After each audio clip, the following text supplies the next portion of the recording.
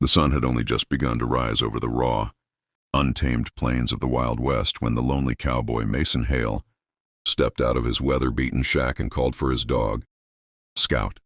The dog had disappeared hours before sunrise, chasing after distant howls that Mason assumed belonged to coyotes. Scout was loyal, more loyal than any human Mason had ever known, but even loyal animals met danger in the vast frontier and the silence that followed. Mason's call made a cold uneasiness settle inside his chest. Life had not been kind to Mason. He lived alone on a patch of land hardly fertile enough to keep a man fed. His family was long gone, scattered by violence and sickness, and the world had slowly carved a hollow space inside him where warmth once lived. Scout was the only companion he had left, the only creature he spoke to freely, and the only heartbeat that broke the suffocating stillness of his lonely ranch. Hours passed with no sign of the dog.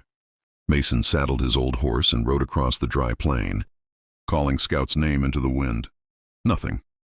Worry turned to dread, and dread turned to the quiet ache of acceptance. Out here, the land decided what survived and what didn't. As the day dragged on, Mason returned home exhausted, leaning against the doorway of his cabin as the sun bled into the horizon.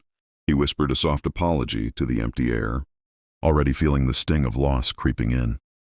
But just as he pushed open the door, a faint sound rumbled behind him, paws pounding the earth. Scout.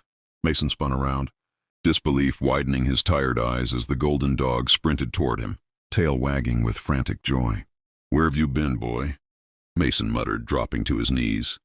But his relief froze mid-breath when he realized Scout wasn't alone. Just behind the dog, stumbling slowly and clutching her arm as though in pain, was a woman. A woman dressed in the intricate beadwork and buckskin of the Apache, an unmistakable widow's bead sash draped across her waist. Her long braids were dust-coated, her steps hesitant, her eyes dark with exhaustion yet burning with determination. For a moment Mason just stared, stunned by the impossibility of what he was seeing. Scout, sensing his confusion, circled the woman protectively as if urging Mason to help her. The woman spoke softly in a strained voice, a mixture of Apache and broken English. "Lost. Hurt. Your dog found me." Mason had encountered Apache tribes before, some encounters peaceful, others not. But he had never seen a widow traveling alone. Something terrible must have driven her into the wilderness. He lifted his hand slowly, signaling that he meant no harm. "Ma'am, you need help." "Come inside before you collapse." She hesitated, studying him with guarded eyes.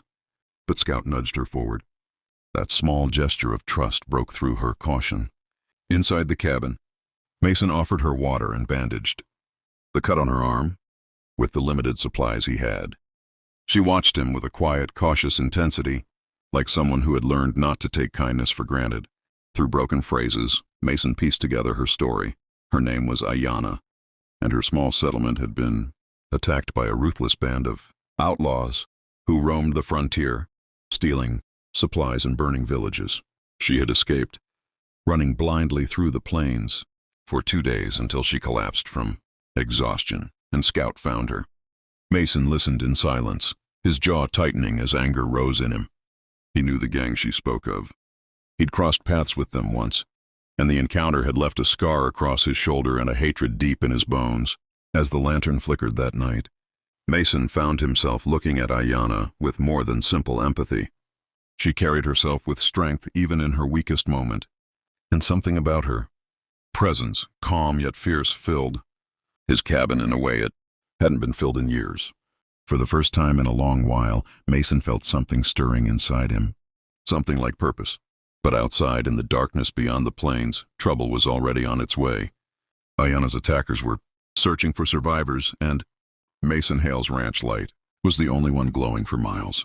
The Wild West was stirring, and their fates were about to intertwine in ways neither of them expected. Night settled heavily over the plains as Mason watched Ayanna rest in the small bed he had given up for her, while he took the chair near the window with his rifle resting across his knees. Scout slept lightly at his feet, ears twitching at every distant sound. Something in Mason's gut twisted uneasily. Not fear, but instinct. Trouble was coming. He could feel it crawling in the cold wind pushing against the cabin walls. As the moon slipped behind drifting clouds, Ayanna stirred awake, rising slowly as pain pulled at her arm. She walked over to Mason quietly, her steps soft enough not to wake the dog. "They will come," she said in a low, steady voice. "They always return for what they think belongs to them."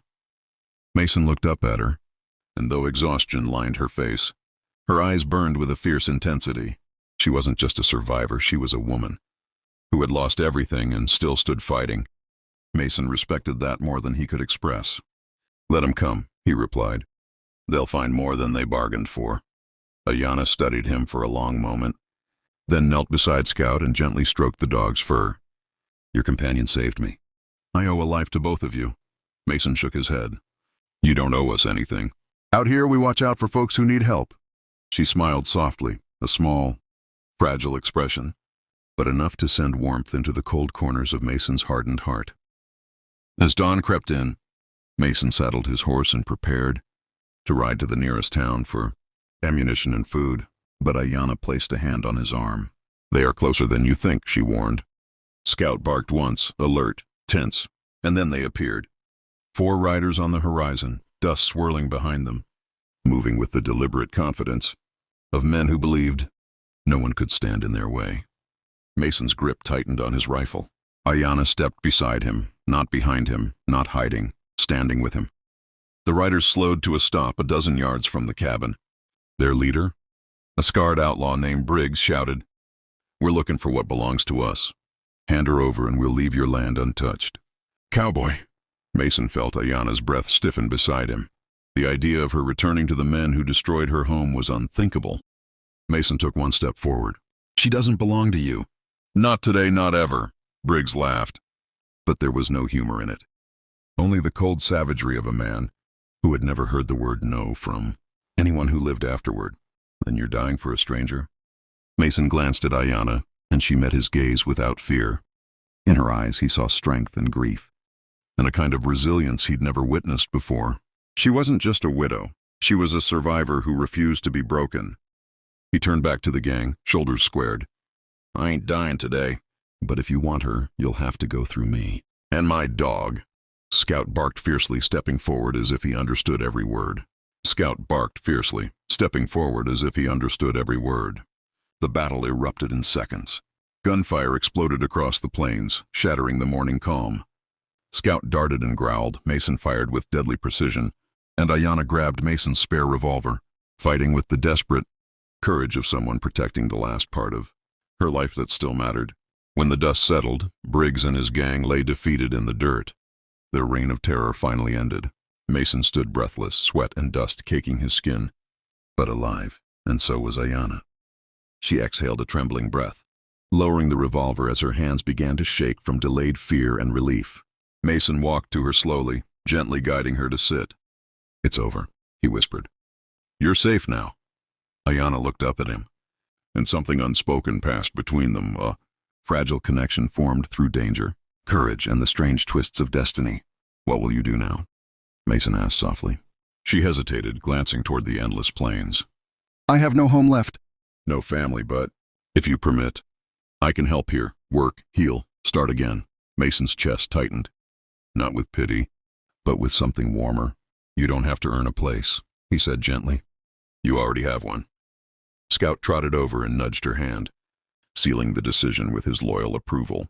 Ayanna laughed, a soft, warm sound that filled Mason's cabin with life once more. The lonely cowboy who thought he'd lost his dog had gained far more. A partner in survival, a companion in the quiet vastness of the frontier, and maybe, just maybe, the beginning of something that could grow in the heart of the Wild West.